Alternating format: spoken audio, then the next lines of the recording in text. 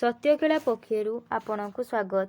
राष्ट्रीय महिला आयोग आपणको द्वारा महिला जनशुणाणी अनुष्ठित जिलापाल कार्यालय स्थित ऑडिटोरियम हॉल रे राष्ट्रीय महिला आयोग कार्यक्रम राष्ट्रीय महिला आयोग आपणको द्वारा महिला जनशुणाणी अनुष्ठित हो जाइछि। एही जनशुणाणी रे राष्ट्रीय महिला आयोगर सदस्य डॉक्टर अर्चना मजुमदार अध्यक्षता करथिले। एही कार्यक्रम रे जिलापाल तथा जिला मजिस्ट्रेट श्री सूर्यवंशी मयूर विकास, आरक्षी अधीक्षक श्री प्रत्युष दिवाकर, अतिरिक्त जिलापाल श्री सुधाकर नायक, जिला समाज मंगल अधिकारी श्रीमती ज्योत्स्ना महांती, राष्ट्रीय महिला आयोगर विशेष समन्वयक सुश्री नेहा महाजन गुप्ता एवं जेटी आईन श्री मनमोहन शर्मा मंचासीन थिले।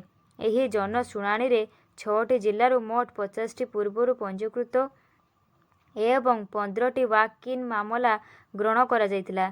एही अभियोग गुड़िक मुख्यतः घरोई हिंसा, यौतुक निर्यातना एवं विवाह पूर्व विश्वासघातकता आदि सह जड़ित थिला। एही 65टी अभियोग मध्यरु 38टी मामलार तत्काल समाधान करा जायतिला। अवशिष्ट 12टी मामलार रिपोर्ट पुलिस निकटरे विचाराधीन रहिछि।